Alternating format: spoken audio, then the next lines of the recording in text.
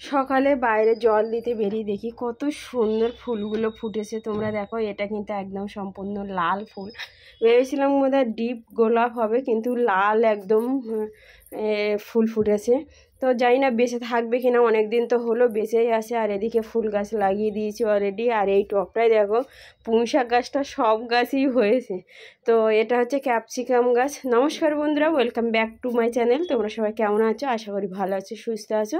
যে যেখান থেকে ব্লগটা দেখছো অসংখ্য ধন্যবাদ। মিস মানু ব্লগে আর একবার ওয়েলকাম, গুড মর্নিং জানিয়ে ব্লগটা শুরু করে দিলাম। আজকের পুরো ভিডিওটা দেখতে থাকো, আশা করি তোমাদের একটু হলেও অনেক ভালো লাগবে।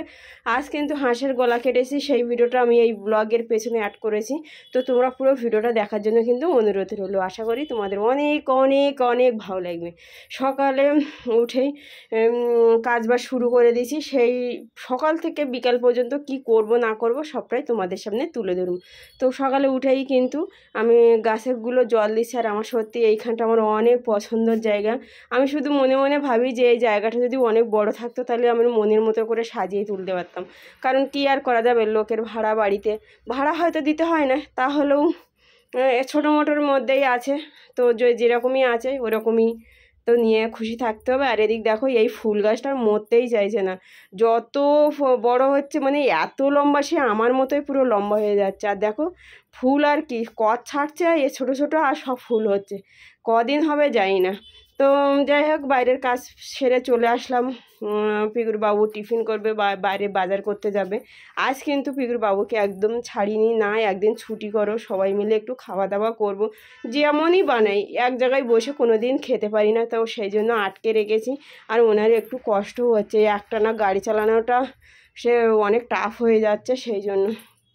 তো যাই হোক, সকালে টিফিন করছে, আমি একটু পরে করব। ওনা খেয়ে মাছ টাছ আনতে যাচ্ছে। তো একটা খুশির খবর যেটা হচ্ছে, আমার একজন সাবস্ক্রাইবার সে পেমেন্ট পেয়েছে। যখন ও 2-3 হাজার ফলোয়ার ছিল, 400-500 ফলোয়ার ছিল, সরি। তো তখন আমাকে ফোন করেছিল যে আমি এরকম করব, আমি কিভাবে করব না করব। তো আমি যেভাবে ওর করতে বলেছিলাম সেইভাবেই ও করে আজ ও হাতে পেমেন্ট পেয়েছে। আজ আমি এত খুশি যে না, আমার কথা ও আশেপাশেরও হেল্প নিয়েছে, এ নয় না, কিন্তু অনেক মানে আমি যেভাবে করতে বলেছিলাম ও একটু হলেও ইউজ করে ও অনেকটাই আগে বেরিয়ে গেছে। 70,000 সাবস্ক্রাইবার কমপ্লিট হয়েছে। আর ওদিকে তো পেমেন্ট পেয়ে গেছে। আমাকে অনেক কথা বলতো যে আমি কি করে করব, আমাকে সবাই বাজে কথা বলে। আমি ওকে একটাই কথা বলেছিলাম, বাইরের কথা কান নিয়ে তুই কাজ কর, দেখবি তোর যখন পেমেন্ট আসবে তোকে সবাই জিজ্ঞাসা করবে কত হয়েছে, কত পেয়েছি, আমিও করব। তো ঠিক সেই দিন ও চলে এসছে। ও আমাকে এত করছে যে কি সত্যি তোরা আমাকে এত হেল্প না করলে আমি হয়তো এত দূর পৌঁছাতাম না।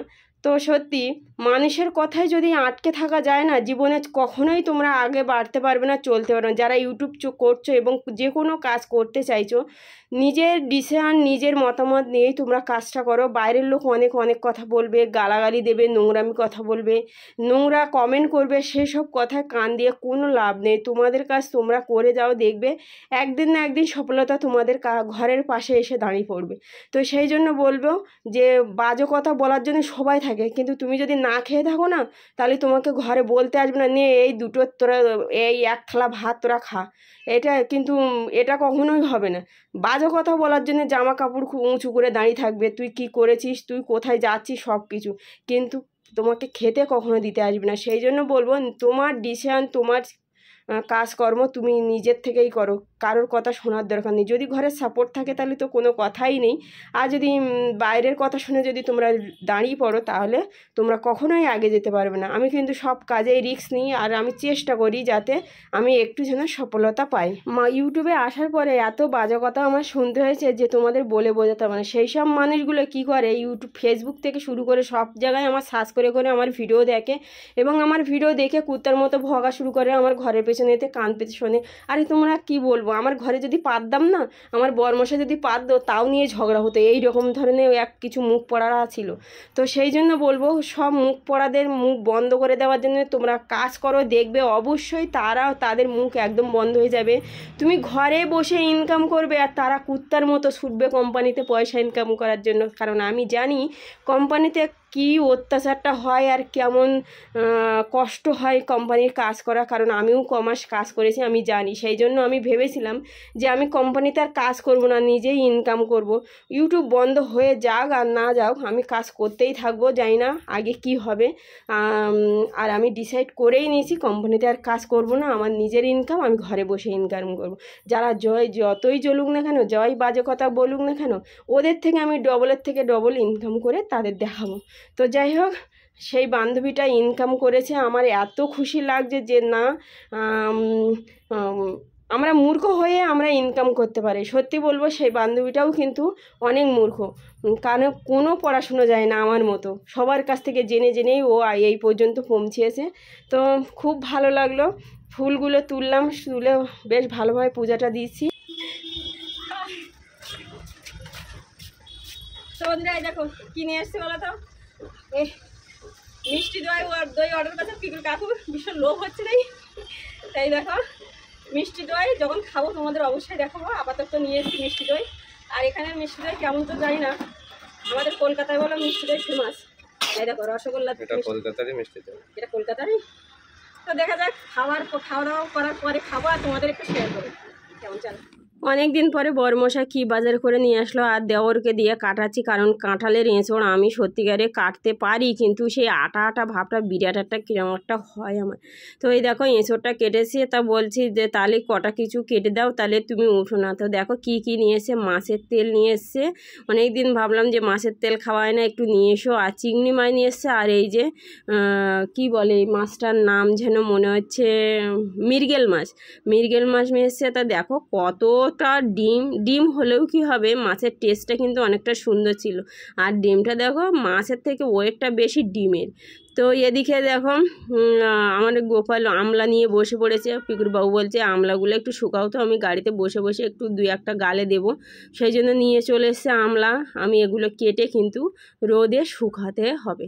তো যাই হোক, আজকের বাজারে এই পর্যন্ত। এবার কি রান্না হবে সেটা তো তোমাদের পরের ভিডিও তোমরা দেখতে পাবে। তো দেখো আমার সব কিছু রেডি করে দিল আমার দেওর, আর আমি এখন রান্না করতে এসেছি। পূজা দেওয়া কমপ্লিট হয়ে গেছে, এখন রান্নাটা করে নিচ্ছি। আর রান্নাটা ঠিক টাইম, যতই কিছু করি না, খাওয়া ঠিক টাইম মতো দিতেই হবে, না দিলে কিজমিস। আর আমি চাই ঘরের কাজ বা সেরেই তবেই আমার যেন ভিডিওটা আমি শুরু করতে পারি। তো আজ বানিয়েছি কি দেখো, এতে আছে পুঁই শাকের পাতা, লাল শাক, তারপরে লাল শাকের গোড়ায় অন্যরকম একটা শাক ওঠে সে শাক, তারপরে লাউ শাক, সব শাক দিয়ে একটা চিংড়ি মাছ দিয়ে রান্না করেছি। আর চিংড়ি মাছ চোদ্দ দেখো, আর এই যে এঁচড় কেটেছিল সেই এঁচড় দিয়ে চিংড়ি মাছ, আর এটার নাম কি মাছ, মৃগেল মাছ দিয়ে পুঁই শাক দিয়ে আলু দিয়ে পাতলা ঝোল। তো এটা কিন্তু দুপুরে রাতেরও জন্য বানিয়েছি, কিন্তু হঠাৎ আবার নিমন্ত্রণ আসলো, রাতে আবার আমাদের খাওয়া নিমন্ত্রণ আছে, বুঝতে পারছো। তো এখন কত দূর খেতে পারবো জানি না, আর আছে তো ফ্রিজে রাখা হবে। তো দেখো কি অবস্থা, দেখো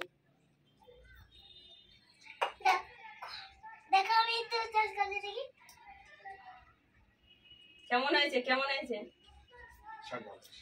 এমনিতে আমাদের এখানে বিনা সারের জিনিসটা সবকিছুই ভালো লাগে, কোনো রকম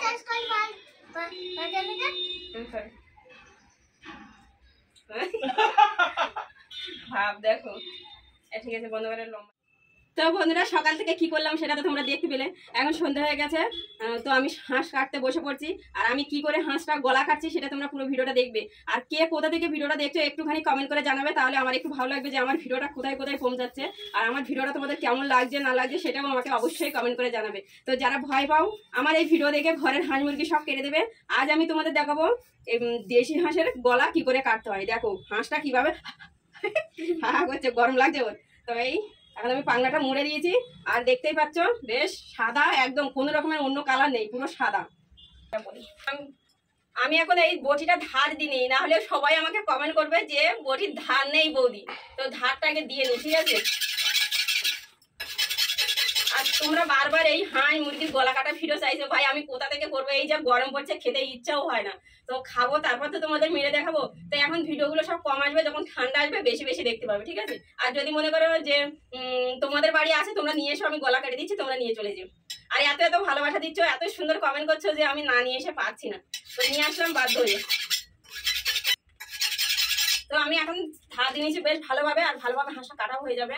তো চলো, তোমাদের আমি ভিডিওটা বড় করবো না, আর পুরোটা ভিডিও দেখার জন্য অসংখ্য ধন্যবাদ। আমি কি করে কাছি তোমরা একটুখানি ভালো করে লক্ষ্য করো, ঠিক আছে? আমি এই দুই পাখনা কিন্তু মুড়ে নিয়েছি। অনেকে কি করে শুধু পা ধরে আর এই যে গলাটা ধরে কাটে, আর এগুলো কিন্তু অনেক ছটফট করে আর অনেকটা কষ্ট হয়। তো আমি এই দুটো কিন্তু মুড়ে নিয়েছি, তোমরা একটু দেখে নাও। আর এই যে দুটো পা আছে না, আমার নিজের পায়ে কিন্তু আমি এইভাবে চেপে ধরুন, এই দেখো দেখতে পাচ্ছ, এই চেপে ধরেছি। আর এই হাঁসের গলাটা নিচ্ছি, আর এই দেখো, দাঁড়াও একটুখানি আমি এটাকে ঠিক করে নিই।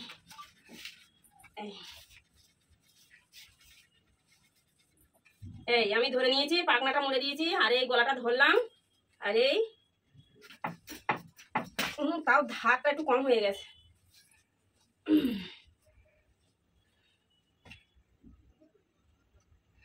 গরমে তো ওরও গরম লাগছে, সেই জন্য তাড়াতাড়ি মারা গেছে।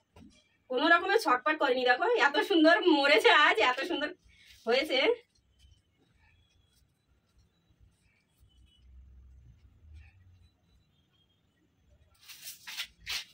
নড়ছে নড়ছে।